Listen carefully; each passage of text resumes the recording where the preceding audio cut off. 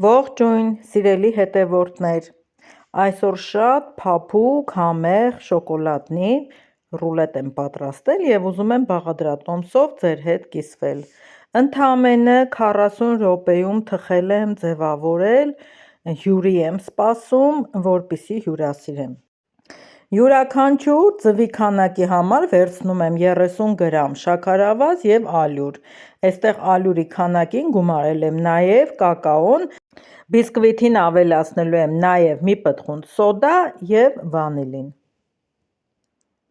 Թխում եմ դասական բիսկվիթ բարակ շերտով և անհրաժեշտ է մեծ այդ տապակի համար, 35-40 չափի համար, ես վերցրել եմ 4 ամբողջական ձու, ինչպես տեսաք դեղնուցից չեմ առանձնացրել, ամբողջական ձուն եմ ավելացնում և շաքարավազը։ Հարելուց հետո, երբ այսպես փրփրում է, ավելացնում եմ ալյուրը, ալյուրի մեջ լցնում եմ նաև վանիլինը,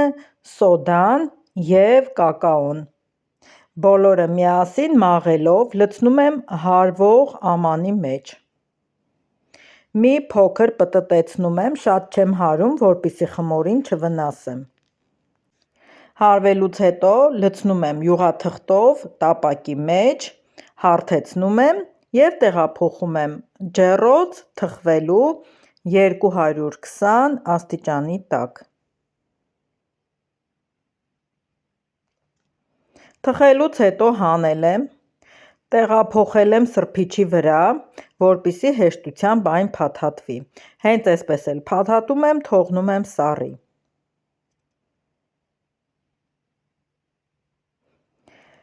Փափուկ կարագին ավելացնում եմ խտացրած կաթը և հարում եմ։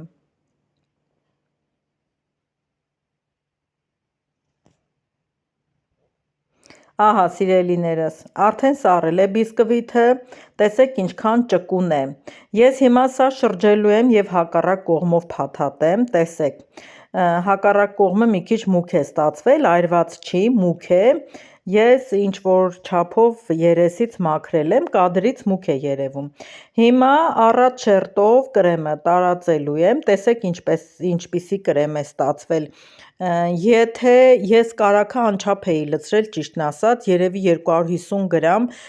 և 1 տուփ խտացրած կաթ, հետո զգացի, որ կրեմս փրփրուն չի, նորից կես տուփ խտացրած կաթ եմ ավելացրել։ Ուզում եմ ասեմ, այդ կրեմի չափերը գրելուց պետք է դուք էլ մի քիչ իմանաք ինչպես անեք, որ ձեր կրեմը թեթև ստացվի։ Ինչպես տեսաք, երեսին կրեմը հաստ շերտով քսելուց հետո եզրերից հեռացրեցի, որպեսզի ավելի գեղեցիկ լինի ռուլետի եզրերը և դրեցի ամենասկիզբը փաթաթելու համար, որպեսզի իր կտորը դեն չնետեմ, թող մեջտեղի մասը այսպես փաթաթվի։ Տեսեք, ճկուն, շատ հեշտությամբ փաթաթվեց, ընդհանրապես չճաքեց, ինքը շատ լավ խմոր է և արտակարգ ռուլետ է ստացվում։ Այսպես մի 15 րոպե թղթով էլ փաթաթած եմ թողնում և վերջ, կարող ենք արդեն կտրել ու վայելել։ Բայց սիրելիներս, փորձեցի մի թեթև տեսք տալ ռուլետին, արագի մեջ, ինչպես նշեցի, ժամանակ չունեմ, այստեղ շաքարի փոշիով մի քիչ քաղցրացրեցի երեսը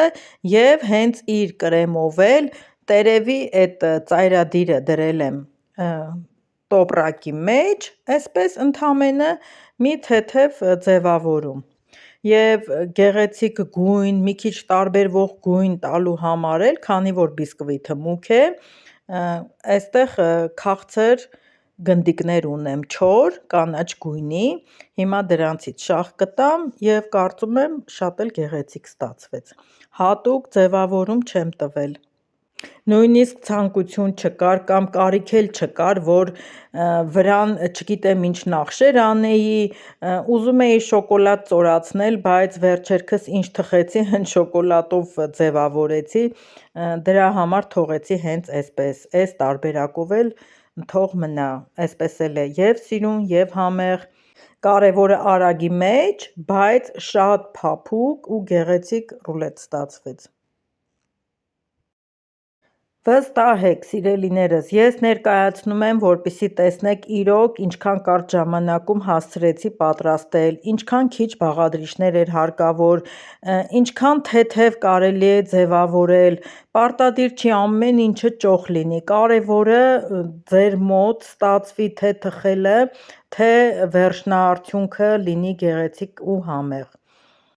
Շատ մարդիկ իմ տեսանյութերը տեսնելուց գոհ են լինում, շատերն էլ դժգոհում են, թե